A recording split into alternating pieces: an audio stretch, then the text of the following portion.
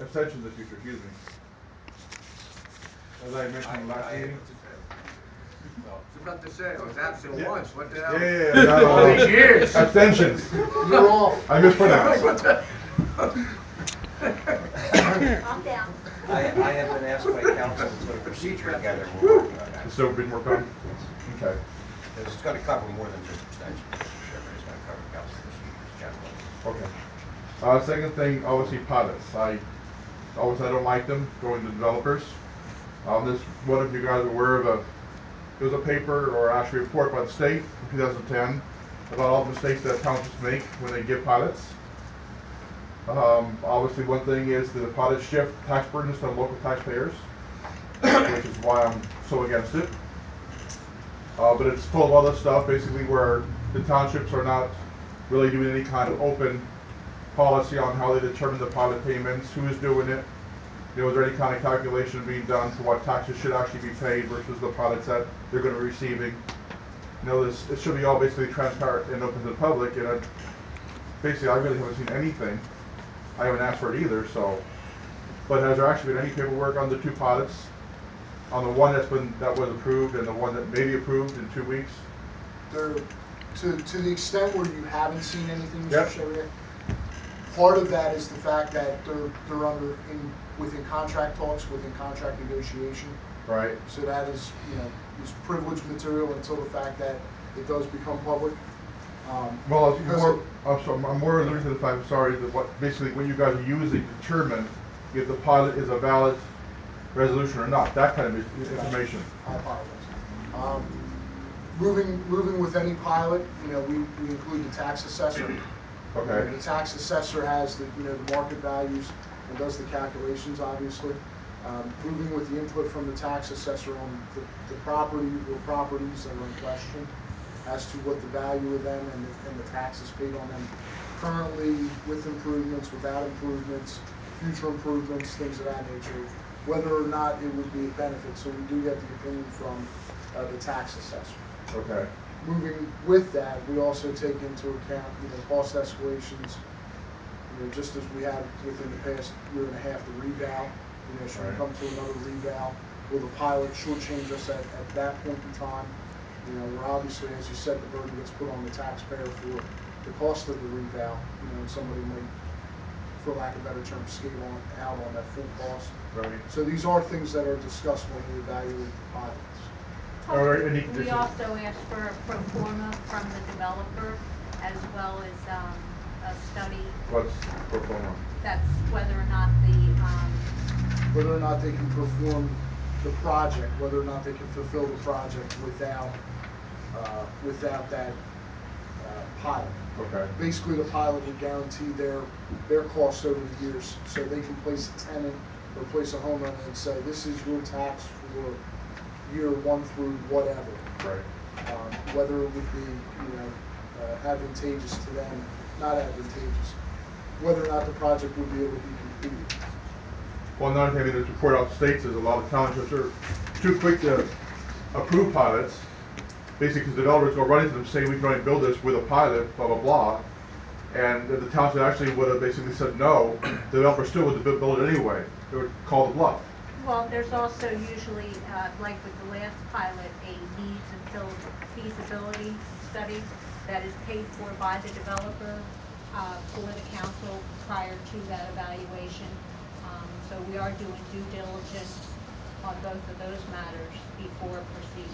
Is there any, well, I know you guys put some stipulations when you approved the last pilot for the developer on Church, but what happens if it turns out that a lot of things he says is a pile of BS? Are there any stipulations to revoke the pilots? Well, once the pilot's entered into, there will be performance criteria. Right. Whereas with that pilot specifically, there's rate of occupancy. Right. So that's in there. Once your pilot's in, that's what they're developing on. That's one of those terms that is of the contract, so to speak. And that's where you find, when you read the report, you can have the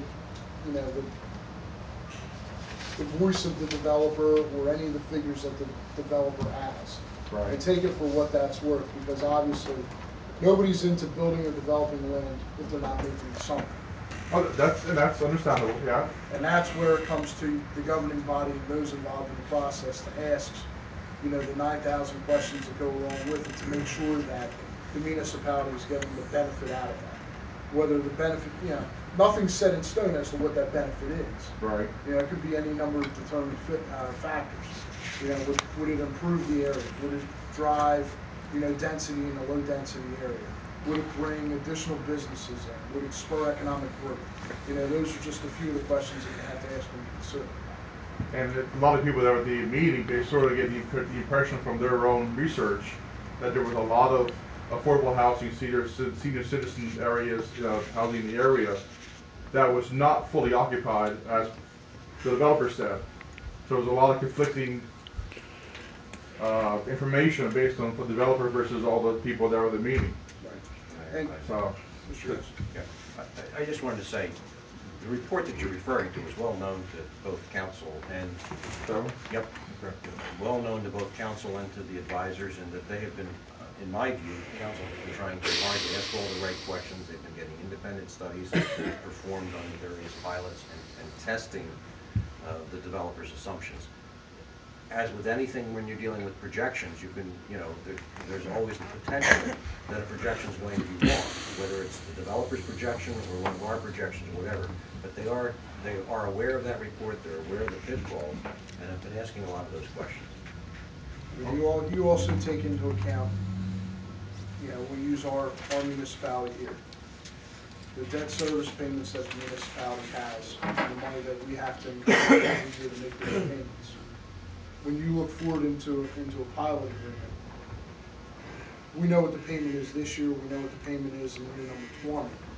Are we able to fulfill that payment obligation or other payment obligations based on that income, as well as, you know, projected occupancy and tax rates within the municipality? You know, those are other things that you take into account. You know, we have the independent financial advisors that we, you know, hire and we contact to evaluate market conditions and things of that. But again, you know, we can walk down to Atlantic City. right. We can go to the craps table, or you know, we can throw it out on, you know, on roulette. And if you throw red and it turns black, you get what you got.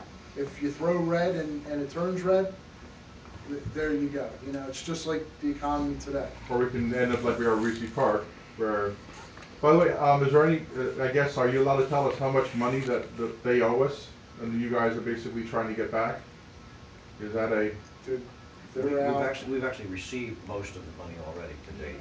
We've got a payment of 160. 160. We've received about 160,000 within the last 4 months, and I believe they're only about a quarter behind right now. So that's what you guys basically are trying to get out of the bankruptcy? Yeah, the bankruptcy, or the trustee, Right. Yeah. had made good on the past payments. Had fulfilled the past payments over the past year and a half. Yes, he's paid at least through the third quarter of 2011 on the pilot obligations. So The other thing we're getting out of that, of course, is we're preserving the restrictions that are on that property. So as of right now, where we move forward to the court, we're one of those creditors that's looking to, number one, maintain our position. Right. More importantly for the township was to maintain that the affordability stayed on the project. You know, Unfortunately, not on all the talents, yeah. As we spoke of, you know, last You meeting. can't win everything. Mr. N.J.S.A had been, you know, through the proceedings several times over in attempting to maintain the townhomes as well. Mm-hmm. But our position was, as long as we maintain our affordability on the project in whole and we're not losing any units, then we're not losing any units. So unfortunately, it's to them to put that plan out. Okay, I guess the next one is going to be there was the article in the paper recently about the gardens, where it stated that in October 2007, the agreement changed from the developer doing all the costs to the township. Does anybody know how that happened? Where we now all of a sudden bear the brunt of $18 million? There was amendments in the agreement over the years, and conversations that were had in past councils or conversations that were had in the past. whatever the give and take were in the negotiation for that to happen, you know, obviously we see the end result, that there was, you know, obviously things there that didn't come true. You know, and from the original, with the developer, you know, forwarding the brunt of the whole, you know, the project to us, you know, that's where we're at today, where we come back and get a negotiation or renegotiation with the developer and other parties involved. Now this, if the change goes through or basically gets split into separate pieces, is basically the developer only going to be responsible for the first piece, for the 228 apartments, and the rest basically he's going to walk away from, is that? The full first phase will maintain the infrastructure improvements, which would be paid for by the developer. I'll call phase one, which is apartment townhomes. Okay. Okay? Infrastructure improvements for that whole phase. Was before to separate the two, townhomes, apartment units. They will build out the apartment units. If the split, you know, if we have the split, they'll build out the apartment units and can come back for the townhomes. You're going to build the 228 apartment units in phase one. Right. Okay. At that point in time, as of right now where we sit, there's no guarantee that we have a townhome built. Okay. So we can maintain a position on the property with improvements right now, or we can sell the whole parcel and watch a parcel sit for an undetermined amount of time. But once Keating builds a 228, basically his involvement, he can just walk away? Is that the way it's going to get reached? Go ahead. Well, I'm just going to clarify, Keating's not building the Right. apartments. Keating is the overall developer. There's a Well, separate developer who's building the I'm apartments. getting, you know, when I started reading about the stuff that's going on here in church, one company owns the land, one company's doing the development, one company's the guy in front of us. Pretty soon you have 14,000 companies. Which one are you dealing with? Keating's the same thing. Anyway, go ahead. So Keating is not doing, I understand that, right. Somebody else is doing the actual work. Somebody else is building the apartments. They're in negotiations for someone to build the townhouses, which is why the mayor's saying there's no guarantee on the townhouses until there's agreements on that. Okay. That's in negotiation, okay? But the key from the town's perspective is getting the infrastructure for the first phase built, because the property is much more valuable with the infrastructure installed than it is as raw land. But why would we also want to reduce the payment from Keating from 2.6 to 1.5? They're only buying a portion of the land at this stage. So the land still is valued at 2.6. It's just the portion they're going to buy is 1.5. That's correct. We're splitting up the land. It's splitting up the land purchase. We're retaining more of the land. Since they're not building the entire phase one Okay. in a lump, we're not giving them all of the land for phase one. So the other part of the land was what theoretically the townhouses would have went on. Yes. Okay. That's actually a protection for the town. But aren't they We're keeping gonna, control.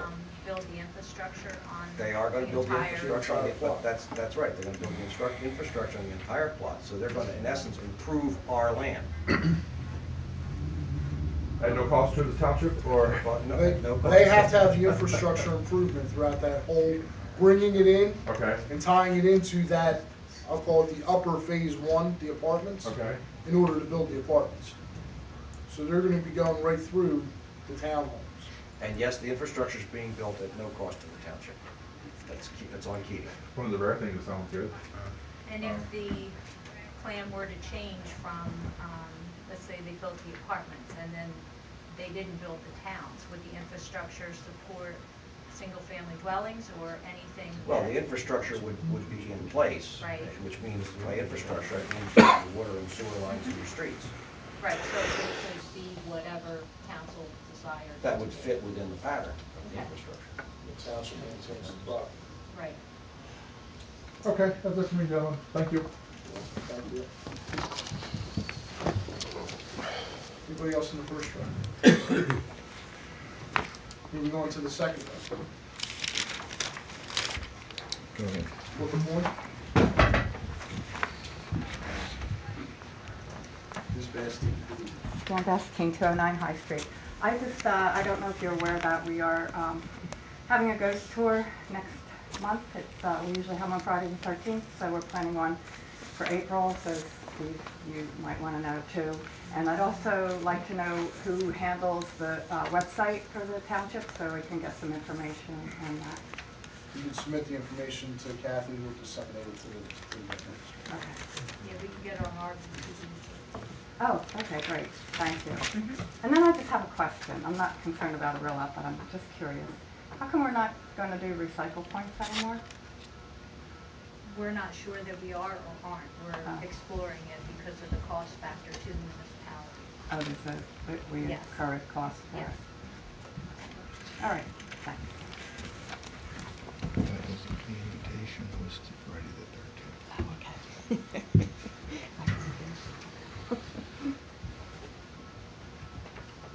Is there anyone else in the second row? Rocky, good evening. Yep. Good evening, Rocky Johnson, 101 Garden Street. I only want to speak to one item, and that's 2012-47. UEZ. UEZ project funds of $702,000, acquisition and renovation at 29 Mill Street. Okay. I think we're moving in the right direction. We got a good buyer, business owner, from what I know and what I've read. I did get to see what I think you have tonight. I got an email that gave me the information I think you have in your packets.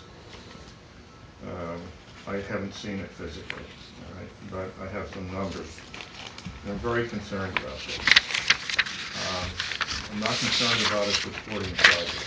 I think the UEZ committee or board will support the project, but at what level financially?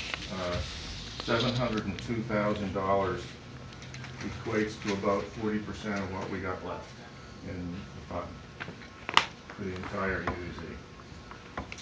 And that account only grows based on loan repayments and no new money coming in from the state. This represents basically how much skin is in the game for the buyer versus how much skin is in the game for us. This is pretty heavily leveraged. At $702,000, the buyer is technically going to put up about 10% equity.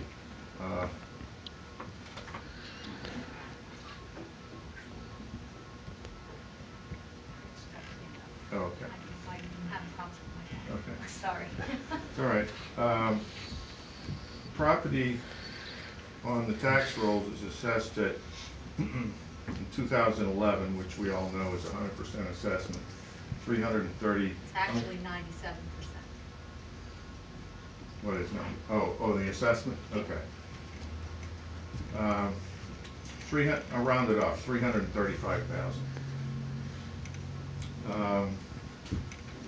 The purchase price of the property includes that plus contents, furniture and fixtures, so it's going to be significantly higher than 335, but it's still higher than if you add it all up than what the assessed value is.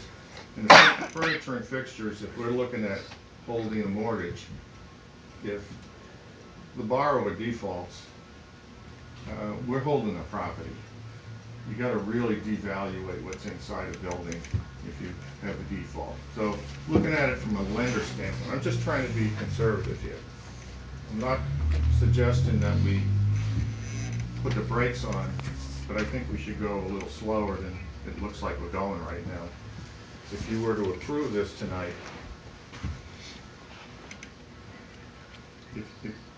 I was just going to say, if I may address some of Rocky's questions, but Yeah. I think I may be able to be of some assistance. I'm not sure what information you recently received. I know Mr. Brown is here, and we both have been working on this. I also know that Mr. Bigley is here. okay. The way we have gotten the deal to be structured at this point, the developer owner's equity contribution in this is much closer to 20%. We've managed to pull that up, and we've done that by